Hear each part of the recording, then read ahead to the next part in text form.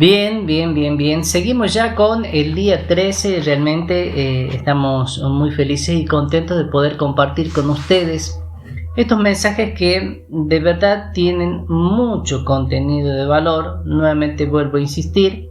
Vamos tomando diferentes tipos de escenarios, diferentes lugares que por ahí a veces en donde estamos en nuestros hogares, tratamos de buscar un lugar que sea bastante cómodo, y también un lugar donde trate, inclusive desde la precariedad, desde lo más simple, que le demos valor a este contenido.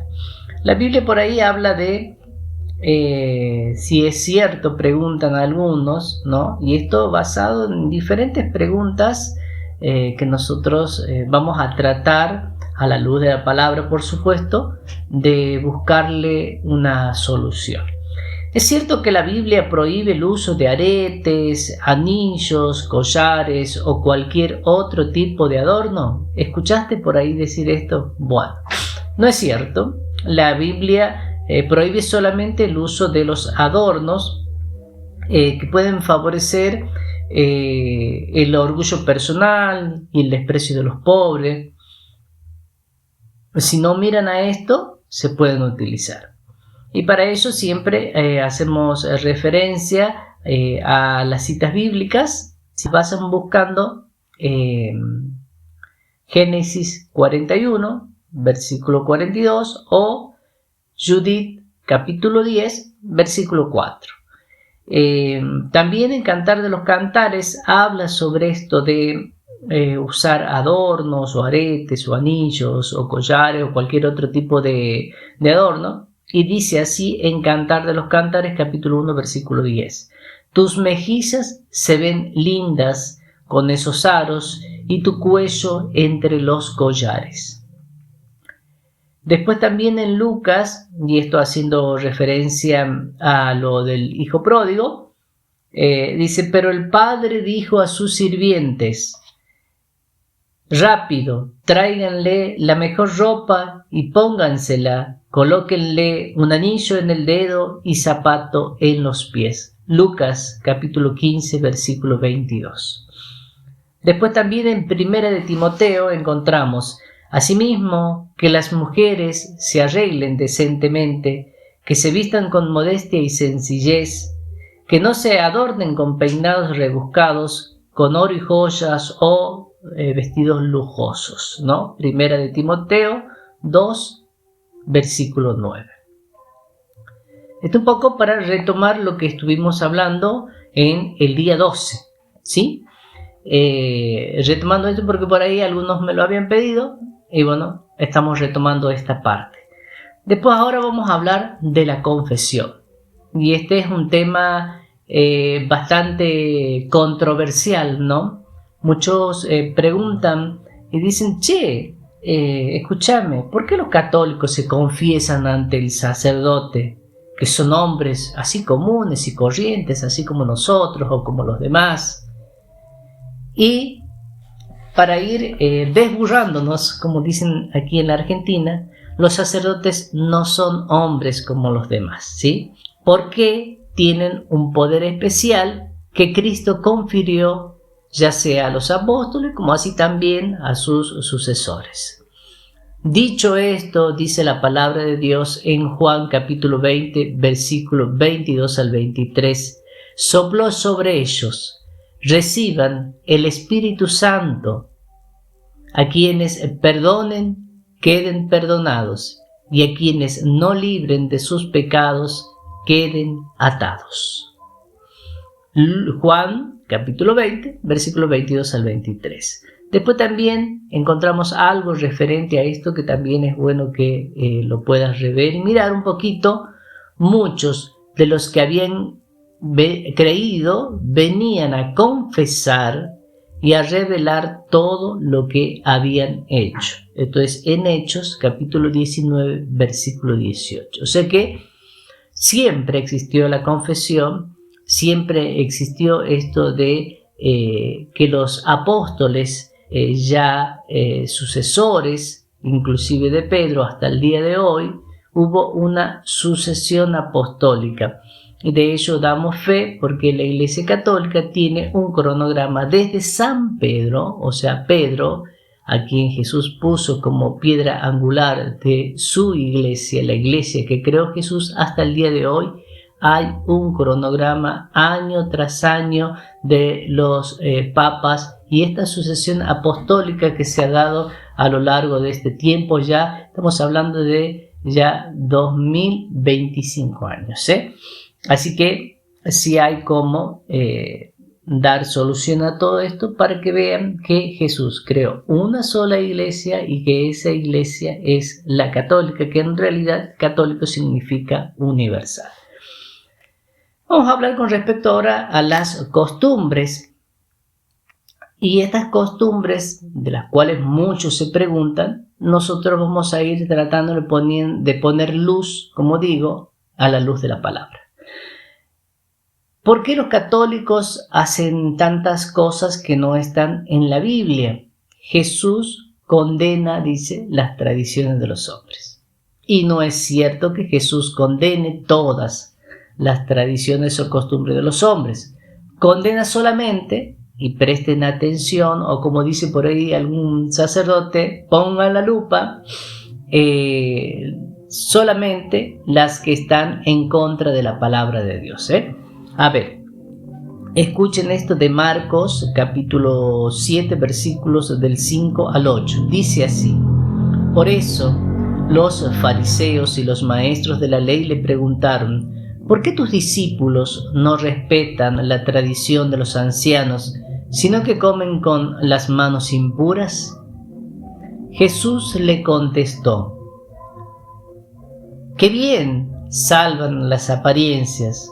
Con justa razón hablaba de ustedes el profeta Isaías cuando escribía: este pueblo me honra con sus labios, pero su corazón está lejos de mí. El culto que me rinden de nada sirve, sus enseñanzas no son más que mandatos de hombres. Ustedes incluso dispensan del mandamiento de Dios para mantener la tradición de los hombres. ¿Ves qué tan simple que es todo esto?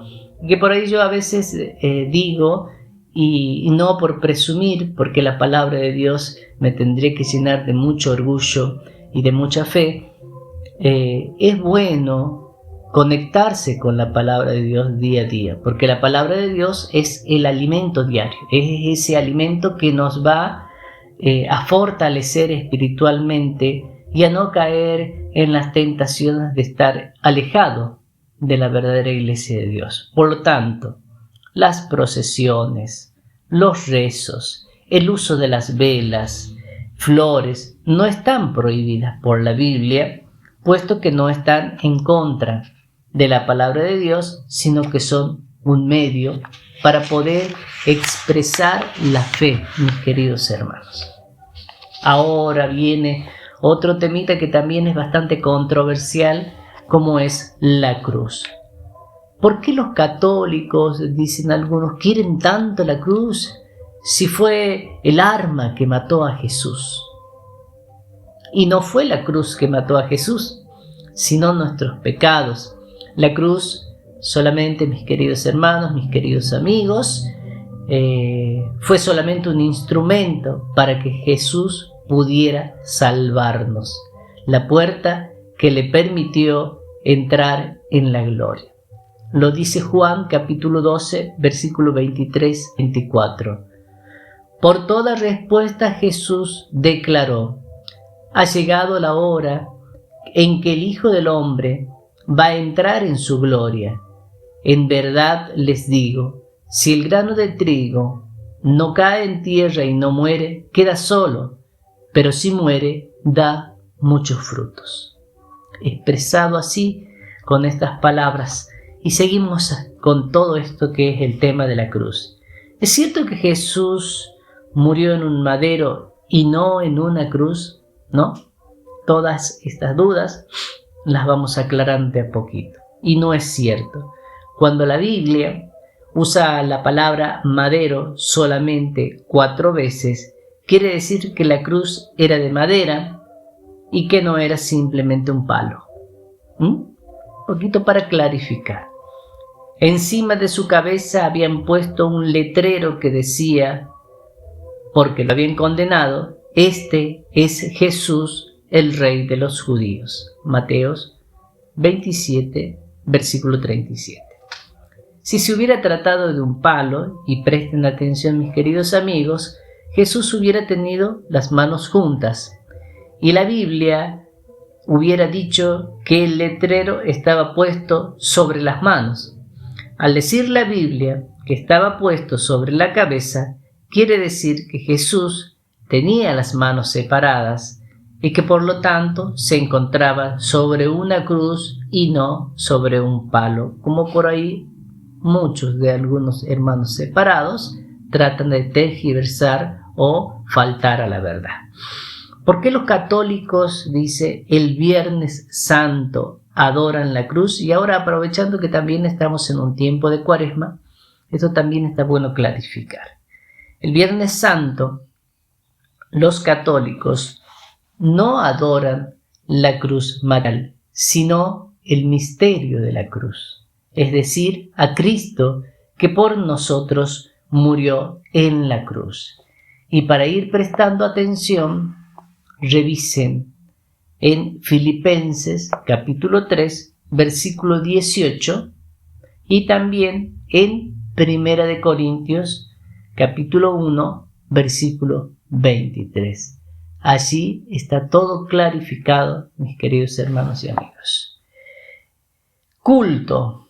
Bueno, esta es otra palabra que por ahí para algunos es controversial, pero el culto, ¿en qué consiste el culto? El culto consiste en un conjunto de actos con que se tributa un homenaje de honor, cariño y respeto hacia una sola cosa. El culto no se debe solamente a Dios, no. Si se da a Dios, se trata culto de oración. Si se da a seres creados, se llama culto de veneración. Entonces Jesús le respondió, y presten atención en Mateos capítulo 4, versículo 10.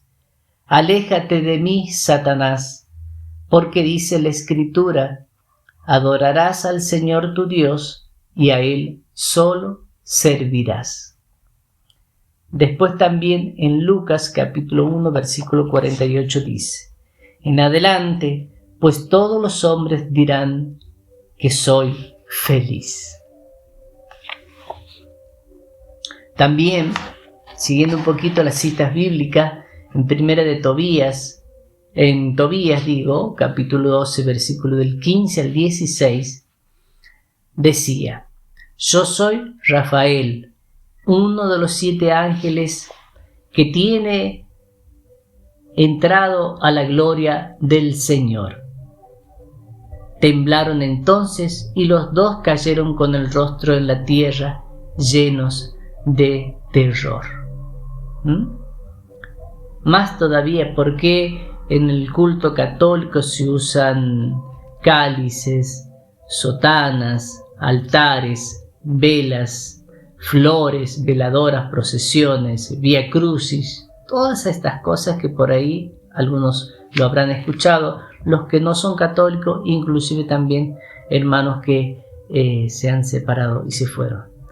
Todos los cultos de cualquier religión se sirven de objetos y formas prácticas para realizarse, teniendo en cuenta los tiempos, los lugares y la mentalidad de las distintas comunidades de acuerdo con sus guías.